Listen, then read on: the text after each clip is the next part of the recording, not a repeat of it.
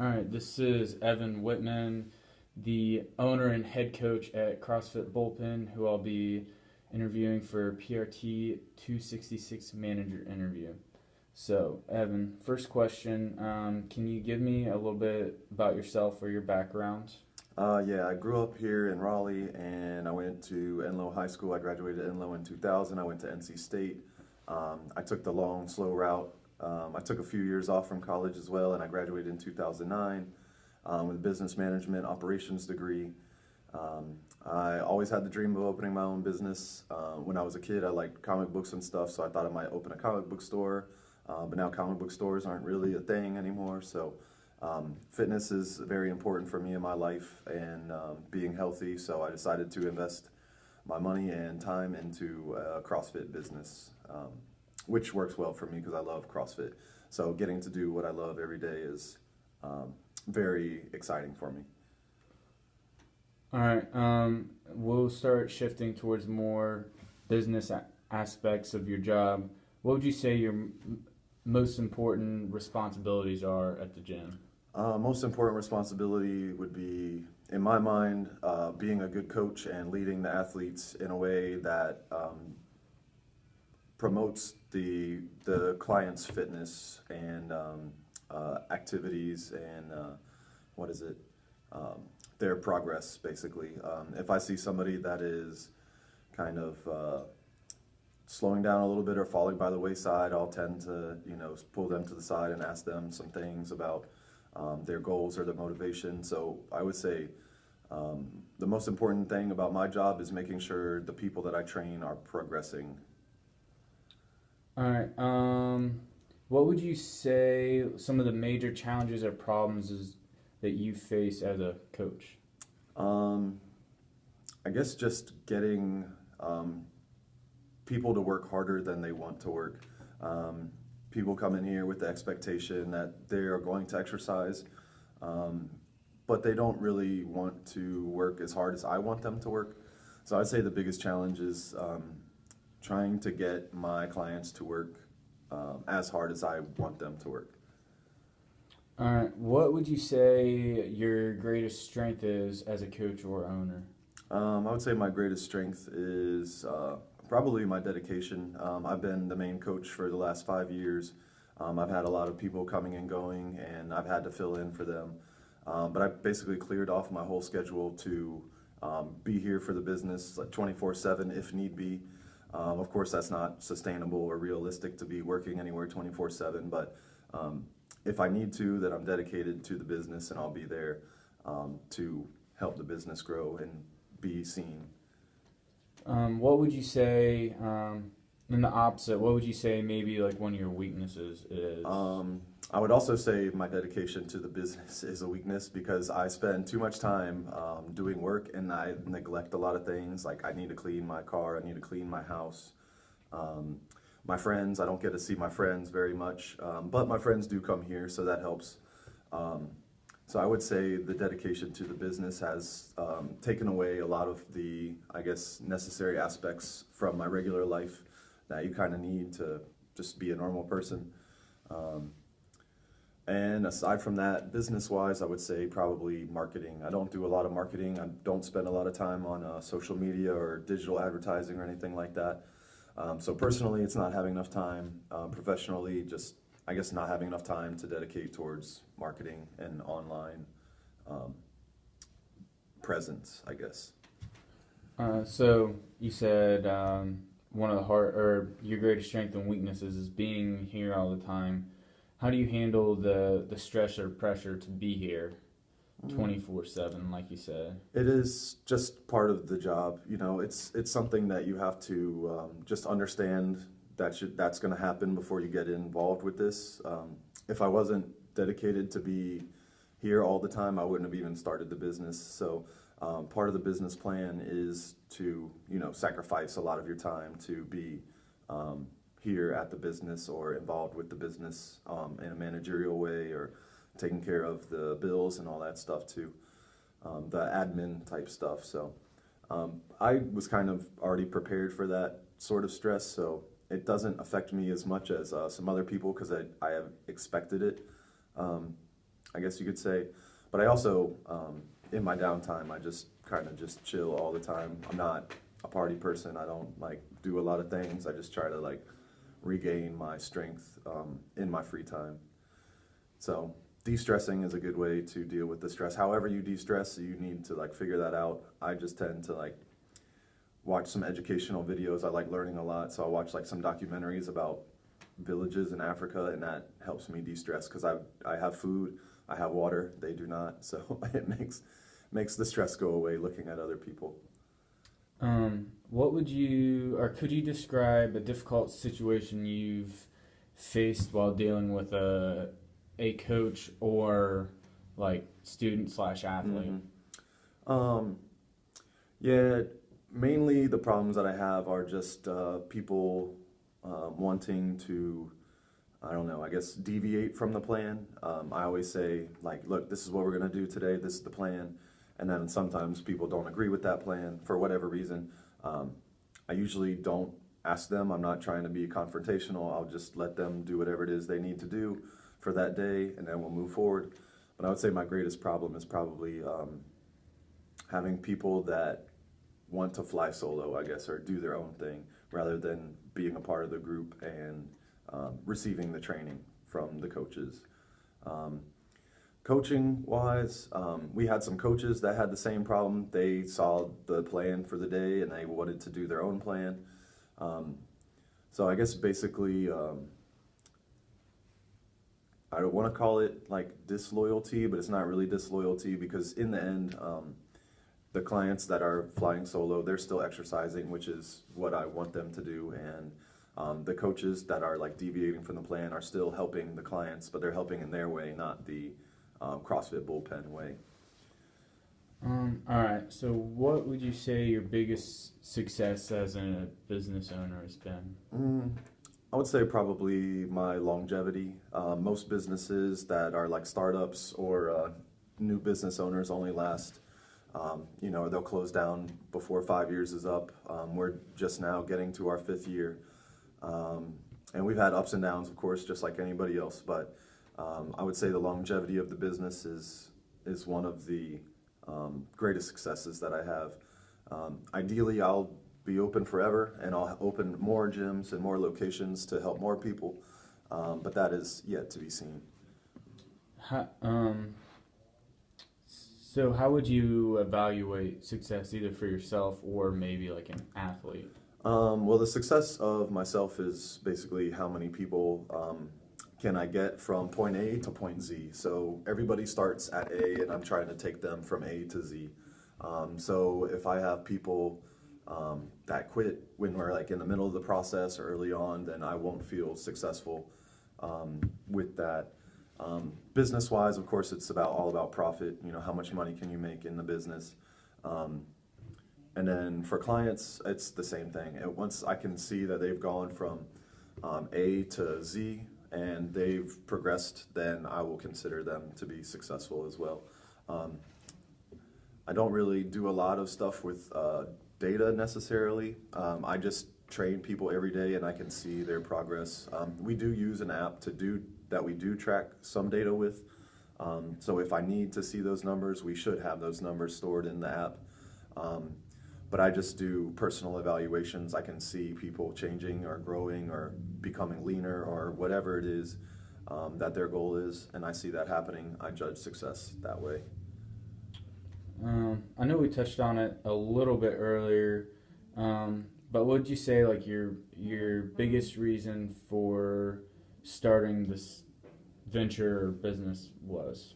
The biggest reason was first, I've always wanted to open a business. I just wasn't sure what type of business I wanted to open. I've been involved in all sorts of types of business, retail, restaurant, manufacturing, all sorts of different things. And I like working with people and I like helping people. So in this business, I have the opportunity to help people and meet new people and also pursue what I love to do, which is exercise. And hopefully share that joy of exercise with other people.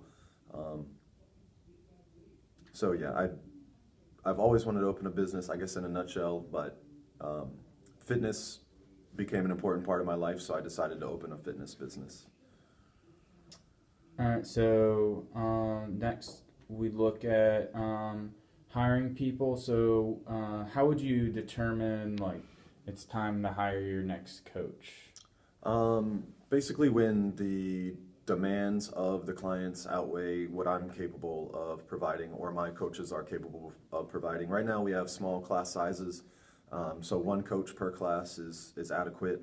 But once we grow to a bigger size and the demand grows for more coaches or more employees, then we will, of course, add employees as needed. So I guess the short answer is supply and demand. Right now we have enough supply for the demand, but once the demand grows, then we'll need more coaches. And then what qualities do you look for in the coaches or like potential coaches? The qualities I look for, it has to be a friendly person, first of all, and knowledgeable. We are trying to basically sell information. I know all the exercises and how to perform the exercises and get these people from a basic athlete to an advanced athlete. And I'm trying to sell them this information and provide them a facility for them to pursue that process. And I lost my train of thought. What was the question again? Qualities that you look for in a coach. Yeah, so basically I look for somebody that's like similar to me. They need to have the knowledge. They need to have the availability to. I need a reliable person. I need someone that's passionate about exercise and someone that's also knowledgeable about exercise. And I usually hire from within. I'll find people that come to the gym, and then I will assess them through their performance at the gym, and then maybe like put a seed in their ear and say, hey, maybe one day you could coach, and then they will kind of get into the coaching mindset, and eventually they will know enough to be coaches.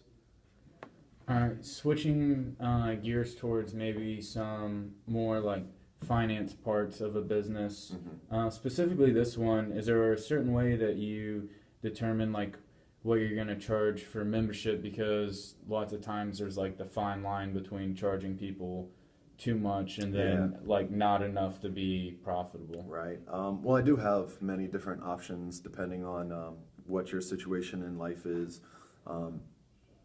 I have a student discount, I have a military discount, but aside from that, all professional working people have to pay a pretty good price for the service. The price that I have established is based on kind of the CrossFit standard price. Looking at all the different CrossFit gyms across the country and in our city, you can kind of create a mean price or an average price for what the CrossFit monthly rate should be. So I looked at a bunch of different CrossFit gyms in our area and around the country, and have kind of put together like an average price of what CrossFit should cost. So I'm going based off of like industry standard prices and not my own personal like financial evaluation,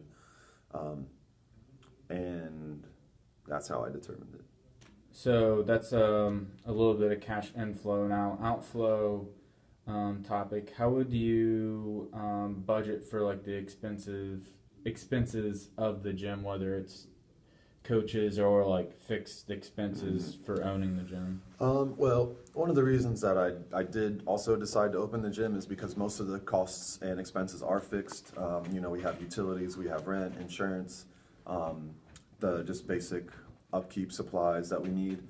And then aside from that, there's not much else that we have to spend money on. Right now, all of our employees are working on a voluntary basis. We give them a free gym membership.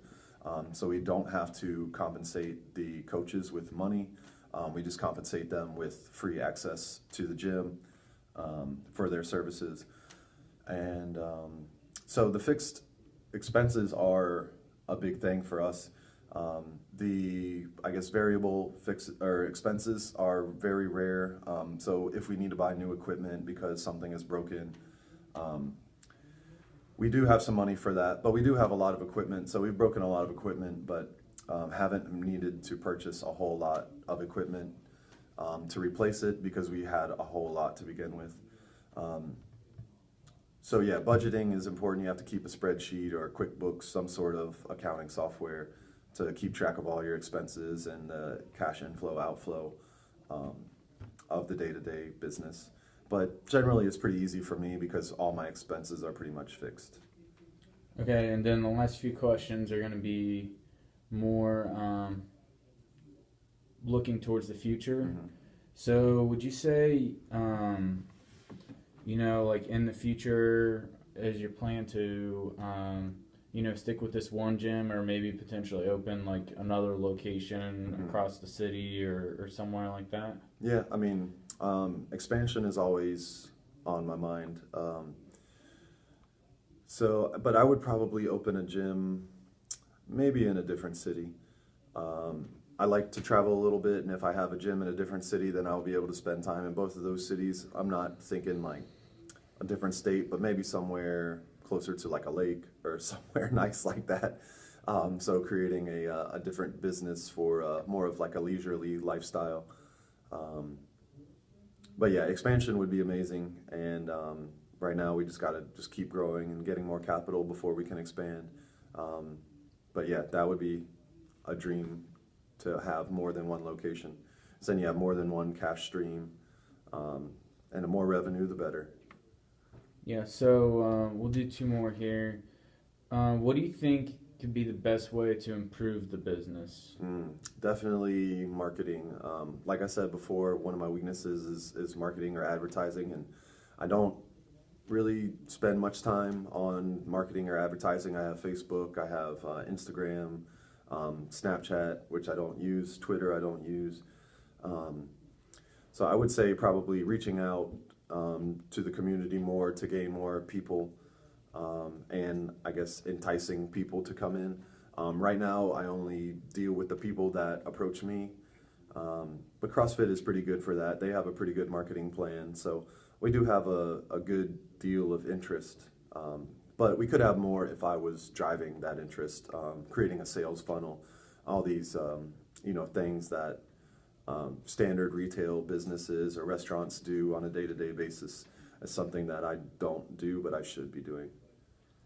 And then lastly, do you have any other goals, like, in the future, with whether it's like 1 year, 5 years, 10 years? Of course, the main goal is always to grow and help people progress.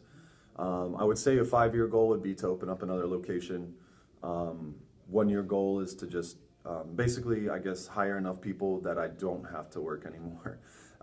It seems kind of selfish, but one of the reasons that I did start the business is so that I can have an easier life and get people to do my work for me. So if I can pay people to do my work for me, it will save me a lot of time, and maybe I can regain those friends. So growth with the clients, growth with the employees is a short-term goal. Financial growth, of course. And then long-term goal, have enough of that growth to open a second gym. And it's pretty simple. Maybe take a vacation or two. I've only had like 2 vacations in the last 5 years, but I'm not that excited about vacation. I'd rather work than go on vacation. All right, well, that's all I have for you, so I appreciate your time and look forward to being here in the future. Yeah, see you.